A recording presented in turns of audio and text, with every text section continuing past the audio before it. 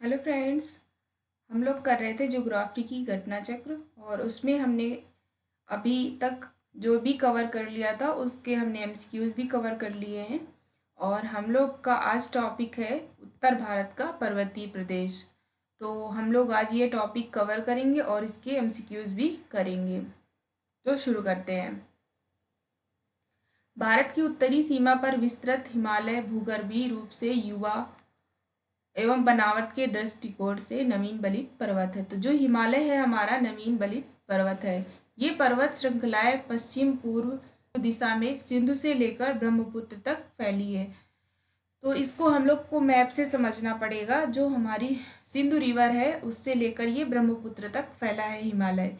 हिमालय विश्व की सबसे ऊंची चोटी जो हिमालय है हमारा सबसे विश्व की सबसे ऊंची पर्वत श्रृंखला है। हिमालय लगभग 2500 किलोमीटर की लंबाई पर फैलकर अर्धवृत्त का निर्माण करता है। तो हिमालय है ये 2500 किलोमीटर की लंबाई को कवर करता है और ये अर्धवृत्त के रूप में होता है। इसकी चौड़ाई कश्मीर में 400 किलोमीटर और अरुणाचल प्रदेश में 150 किलोमीटर है। तो मतलब ये क्वेश्चन पूछा जाता है जैसे हिमालय की चौड़ाई कहाँ पर ज़्यादा है, लेफ्ट साइड में ज़्यादा है या राइट में, पश्चिम में ज़्यादा है या पूर्व में। तो इसकी चौड़ाई हिमालय की पश्चिम में ज़्यादा है और पूर्व में कम है।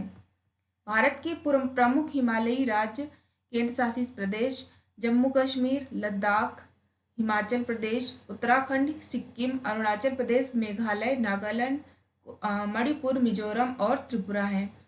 इसके अलावा असम और पश्चिम बंगाल के पहाड़ी क्षेत्र भी इसके अंदर आते हैं। हिमालय के पश्चिमी भाग की अपेक्षा पूर्वी भाग की ऊंचाई में अधिक विविधता पाई जाती है। हिमालय को निर्माण की आयु के आधार पर वलयों की तीव्रता के आधार पर 4 समांतर संरचनाओं क्षेत्रों में बांटा जा सकता है। तो ये हमारे हिमालय के 4 जो डिवाइडेशन है ये 4 हैं। एक ट्रांस हिमालय है, एक बृहत हिमालय, एक लघु हिमालय है और एक बाह्य हिमालय है। जो ट्रांस हिमालय उसे ही हम लोग तिब्बत का क्षेत्र बोलते हैं और जो बृहत हिमालय उसे महान हिमालय कहते हैं। लघु हिमालय उसे मध्य हिमालय बोला जाता है और जो बाह्य हिमालय उसे शिवालिक बोला जाता है। हिमालय का उपर्युक्त अनुदैर्ध्य विभाजन उत्तर से दक्षिण क्रम में है। ट्रांस हिमालय का अंतिम रूप से उत्थान क्रिटेशियस टर्शियर काल तक हुआ है। इस प्रकार इस हिमालय की सबसे प्राचीन श्रेणी है। तो हिमालय भी एक प्राचीन श्रेणी में काउंट होता है। हिमालय की अन्य श्रेणियों का उत्थान टर्शियर काल के विभिन्न युगों में हुआ है, जिससे बृहद हिमालय या महान हिमालय हिमालय की दूसरी प्राचीन श्रेणी है, जिसका निर्माण ओलिगोसीन युग में हुआ है। इसके पश्चात लघु हिमालय श्रेणी का निर्माण मध्य मायोसीन युग में हुआ है और शिवालिक सबसे नवीनतम है, जिसका निर्माण प्लायोसीन युग में हुआ है। हिमालय के उत्तरी भाग में स्थित श्रृंखला को महान और आंतरिक हिमालय या हिमाद्री हिमालय बोला जाता है। ये अधिक सतत श्रृंखला है। इसमें लगभग 6000 मीटर की औसत ऊंचाई वाले सर्वाधिक ऊंचे शिखर हैं। तो जो ट्रांस हिमालय में है सबसे ऊंचे शिखर यहाँ पे अवस्थित है। महान हिमालय स्थित एवरेस्ट विश्व की सर्वोच्च चोटी है वो एवरेस्ट है, जो कहाँ पर स्थित है, महान हिमालय में। यह नेपाल और तिब्बत की सीमा पर स्थित है। तो जो माउंट एवरेस्ट है वो नेपाल और तिब्बत की सीमा पर स्थित है। कंचनजंगा हिमालय पर्वत में स्थित विश्व की तीसरी सबसे ऊंची चोटी है। तो जो विश्व की तीसरी सबसे ऊंची चोटी है कंचनजंगा, सिक्किम में है ये और ये हिमालय में ही अवस्थित है। ये पूर्व में तीस्ता नदी और पश्चिम में तामुर नदी के बीच में स्थित है। तो जो कंचनजंगा है, कंचनजंगा के पूर्व में तीस्ता नदी और पश्चिम में तामुर नदी है। कंचनजंगा पूर्वी नेपाल और भारत के सिक्किम राज्य की सीमा पर स्थित है। अन्नपूर्णा चोटी पर स्थित उत्तर मध्य नेपाल में है। तो अन्नपूर्णा जो है वो उत्तर मध्य नेपाल में स्थित है। धौलागिरी चोटी भी नेपाल के मध्य में स्थित है। जो धौलागिरी चोटी है वो नेपाल के मिड में है। हिमालय की इस भाग का क्रोड ग्रेनाइट से बना है। महान हिमालय के वलय की प्रकृति एसिमेट्रिक है, असममित है। यह श्रृंखला हमेशा बर्फ से ढकी रहती है। इसमें बहुत सी हिमानियों का प्रवाह होता है, इसलिए हिमालय से निकलने वाली नदियां सतत बहानी है। क्योंकि ये हिमानियों से बना होता है, मतलब बर्फ से बना होता है, तो जब भी धूप पड़ती है फिर पिघलता है और हमेशा पानी बहता रहता है। तो इसकी जो नदियां हैं वो सतत वाहिनी है। महान हिमालय में दक्षिण में स्थित श्रृंखलाओं को लघु हिमालय, मध्य हिमालय भी कहा जाता है। जो लघु हिमालय को मध्य हिमालय भी बोला जाता है। इसका निर्माण मुख्यतः अत्यधिक संपीड़ित और परिवर्तित शैलों में हुआ है। इसकी ऊंचाई 3700 मीटर से 4500 मीटर के बीच में स्थित है। मध्य हिमालय में पीर पंजाल श्रृंखला सबसे लंबी है। धौलाधर एवं महाभारत श्रृंखलाएं भी महत्वपूर्ण हैं। इसी श्रृंखला में कश्मीर की घाटी, हिमाचल के कांगड़ा और कुल्लू की घाटियां स्थित हैं। तो मध्य हिमालय में ही ये कांगड़ा और कुल्लू की घाटियां स्थित हैं।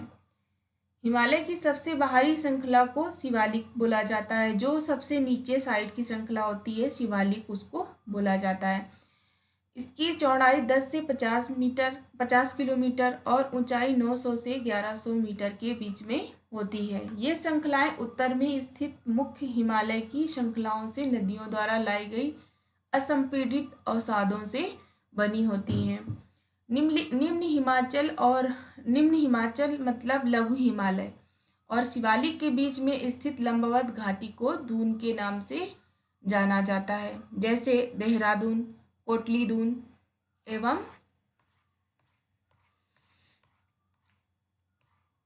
पाटली दून।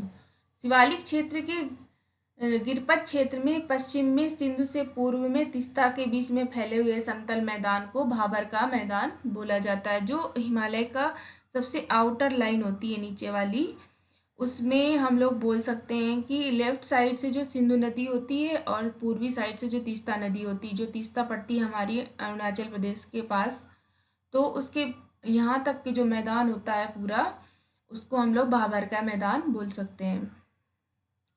यह सामान्यतः 8 से 16 किलोमीटर चौड़ी हिमालयी नदियों द्वारा अचानक ढाल भंग होने के कारण शिवालिक अग्र क्षेत्र में की गई कंकड़ और बजरी के जमाव में निर्मित मेखला है। कंकड़ और बजरी की सरंध्रता इतनी अधिक होती है कि समूची नदी में इसे लुप्त हो जाती है और धरातल पर केवल सूखी घाटी ही दिखाई देती है। भाबर के दक्षिण में 15 से 30 किलोमीटर चौड़ा दलदली क्षेत्र स्थित होता है, जिसे हम लोग तराई के मैदान बोलते हैं। महान हिमालय के उत्तर में ट्रांस हिमालय स्थित है। पामीर की गांठ ट्रांस हिमालय में ही स्थित है। पामीर की गांठ जो है, जो तिब्बत में पड़ती है, ये हमारा ट्रांस हिमालय में ही स्थित है। काराकोरम, लद्दाख और जास्कर पर्वत श्रेणियां ट्रांस हिमालय का ही भाग हैं।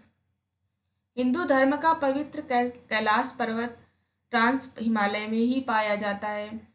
तो ये हमारा बहुत इंपॉर्टेंट क्वेश्चन है। हिंदू धर्म का पवित्र कैलाश मंदिर कहाँ पर है? ट्रांस हिमालय में। हिमालय को पश्चिम से पूर्व स्थित क्षेत्रों के आधार पर ही विभाजित किया जाता है। जैसे इसको नदियों के सीमाओं के आधार पर भी डिवाइड कर सकते हैं। जैसे एग्जाम्पल है, सिंधु एवं सतलज नदी के बीच में हिमालय के भाग को पंजाब हिमालय बोलते हैं। तो जो सिंधु और सतलज के बीच की जो हमारा हिमालय है, उसको पंजाब हिमालय बोलते हैं। पश्चिम से पूर्व तक क्रम में इसे कश्मीर और हिमाचल और हिमालय के नाम से जाना जाता है। सतलज और काली नदियों के बीच के हिमालय को हम लोग कुमायूं हिमालय बोलते हैं। तो जो सतलज और काली के बीच का जो हिमालय है, उसे कुमायूं हिमालय, काली और तीस्ता के बीच के हिमालय को हम लोग नेपाल हिमालय बोलते हैं। तो काली और तीस्ता के बीच के हिमालय को नेपाल हिमालय, तीस्ता और दिहांग के बीच के हम लोग हिमालय को असम हिमालय बोलते हैं। फिर तीस्ता है और दिगांग है, इसके बीच के जो हिमालय है उसको हम लोग असम हिमालय बोलते हैं। ब्रह्मपुत्र नदी हिमालय के सबसे पूर्वी सीमा बनाती है। तो जो ब्रह्मपुत्र नदी है वो हमारे हिमालय की सबसे पूर्वी सीमा बनाती है। दिहांग महाखंड के बाद हिमालय दक्षिण की ओर तीखा मोड़ बनाते हुए भारत की पूर्वी सीमा के साथ फैल जाता है। इन्हें पूर्वांचल या पूर्वी पहाड़ियों के नाम से जाना जाता है। ये पहाड़ियाँ उत्तर पूर्वी राज्यों से होकर गुजरती हैं। पूर्वी हिमालय की पहाड़ियाँ अधिकतर समानांतर श्रृंखलाओं और घाटियों के रूप में फैली हैं, जैसे पूर्वांचल में पटकाई हिल्स, नागा, मिजो और मणिपुर हिल्स आदि शामिल हैं।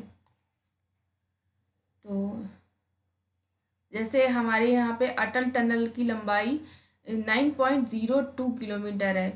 तो अटल टनल हिमालय के पूर्वी पीर पंजाल श्रृंखला में स्थित है। जो हिमालय का पूर्वी पीर पंजाल श्रृंखला है इसमें अटल टनल पाई जाती है। ये पूरे वर्ष मनाली को लाहौल स्पीति घाटी से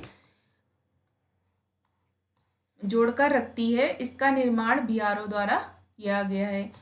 यह भारत के लिए एक सामरिक दृष्टि से बहुत महत्वपूर्ण है। इसका निर्माण कार्य 2002 में तत्कालीन प्रधानमंत्री अटल बिहारी वाजपेयी ने इस टनल की जो हमारा आधारशिला रखी थी और 2020 में ये बनकर तैयार हो गई और इसका जो उद्घाटन किया था हमारे माननीय प्रधानमंत्री जी नरेंद्र मोदी जी ने किया था। तो हम लोग अब इसके एमसीक्यूज कवर कर लेते हैं इसी से रिलेटेड। क्वेश्चन नंबर 1 है, निम्न वक्तव्यों पर विचार कीजिए। तो हिमालय से निकलने वाली सभी नदियां सतत वाहिनी होती हैं। इसका कारण क्या है कि हिमालय अपनी वर्षा का अधिकांश दक्षिण पश्चिमी मानसून से प्राप्त करता है।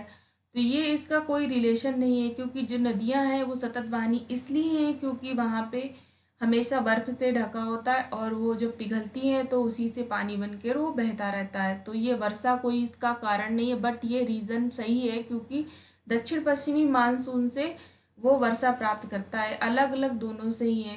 तो ये इसका आंसर हो जाएगा बी। नेक्स्ट क्वेश्चन है हमारा, हिमालय से निकलने वाली नदियाँ सतत वाहिनी है क्योंकि हिमालयी नदियों का उद्गम स्रोत हिमानियों में स्थित है। तो जो नदियों का है उद्गम स्रोत वो हिमानियों में स्थित है, मतलब बर्फ में स्थित है। तो इसका आंसर हो जाएगा बी। ए और आर दोनों सही हैं और आर ए की पुष्टि करता है। इसका आंसर हो जाएगा बी। नेक्स्ट क्वेश्चन है, हिमालय की रचना समानांतर वलय श्रेणियों में हुई है जिससे प्राचीन श्रेणी है। तो बृहत हिमालय, इसका आंसर हो जाएगा सी। नेक्स्ट क्वेश्चन है, यदि हिमालय पर्वत श्रेणियों में नहीं होती तो भारत पर सर्वाधिक संभाव्य भौगोलिक प्रभाव क्या होता। तो अगर जो हिमालय में पर्वत श्रेणियां हैं वो नहीं होती तो भारत के भौगोलिक स्थिति पर क्या प्रभाव पड़ता। नंबर 1 है, देश की अधिकांश भाग में साइबेरिया से आने वाली शीत लहरों का अनुभव होता, ये सही है। और सिंधु गंगा मैदान इतनी सुविस्तृत जलोल मृदा से वंचित होता, ये भी सही है। मानसून का प्रतिरूप वर्तमान प्रतिरूप भिन्न होता, तो ये भी सही है। तो इसका आंसर हो जाएगा डी 1, 2, 3। तो हम लोग नेक्स्ट क्वेश्चन पे आ जाते हैं। उत्तर भारत में उप हिमालय क्षेत्र में सहारे पर फैले हुए समतल मैदान को क्या बोला जाता है। तो समतल मैदान को हम लोग बोलते हैं भाबर। नेक्स्ट क्वेश्चन है हमारा, हिमालय का पर्वतपदीय प्रदेश क्या कहलाता है। तो हिमालय का जो पर्वतपदीय प्रदेश होता है उसको हम लोग शिवालिक हिमालय बोलते हैं। ये उत्तराखंड वाले रीजन पे पड़ता है। शिवालिक पहाड़ियाँ निम्नलिखित में से किसका हिस्सा है। तो ये हमारे हिमालय का हिस्सा है। नेक्स्ट क्वेश्चन आ जाते हैं, हिमालय शिवालिक श्रेणियों का निर्माण हुआ है तो सेनोजोइक काल में हुआ है। तो इसका आंसर हो जाएगा डी। नेक्स्ट क्वेश्चन है, शिवालिक श्रेणियों की ऊंचाई पूछा गया है। तो इसका एक्सप्लेनेशन भी देख लेते हैं। इसमें नहीं दिया गया है इसके चारों ऑप्शन में। उप हिमालय या शिवालिक हिमालय की सबसे दक्षिण श्रेणी जिसकी औसतन ऊंचाई 900 से 1100 मीटर के मध्य होता है। तो इसमें कोई ऑप्शन नहीं दिया गया है। 900 से 1100 मीटर इसकी ऊंचाई होती है। नेक्स्ट क्वेश्चन है हमारा, कुमायूं हिमालय निम्नलिखित में से किन नदियों के बीच में स्थित है। तो कुमायूं हिमालय हमारा जो सतलज और काली नदियों के बीच में स्थित है। तो इसका आंसर हो जाएगा सी। शिवालिक शैल समूह के दक्षिण में भाबर क्षेत्र में उदाहरण है। तो किसका उदाहरण है? गिरपत की स्थिति का। तो इसका आंसर हो जाएगा सी। नेक्स्ट क्वेश्चन है हमारा, जब आप हिमालय की यात्रा करेंगे तो आप अनुभव करेंगे गहरे खड्ड, यू घुमाव वाली नदी मार्ग, समानांतर पर्वत श्रेणियां, भूस्खलन के लिए उत्तरदायी तीव्र प्रवणता। तो इसमें हम लोग चारों चीज़ें फील करेंगे। जो गहरे महाखड्ड भी होते हैं, मतलब बहुत गहरे गड्ढे खड्ड होते हैं, यू घुमाव वाले नदी मार्ग होते हैं, और समानांतर पर्वत श्रेणियां भी होती हैं। तो इसका आंसर हो जाएगा डी। नेक्स्ट क्वेश्चन है हमारा, अब नेक्स्ट क्वेश्चन हम लोग नेक्स्ट वीडियो में कवर करेंगे और इसी 13 क्वेश्चन से हम लोग नेक्स्ट वीडियो में देखेंगे। तो थैंक यू, मिलते हैं नेक्स्ट वीडियो में।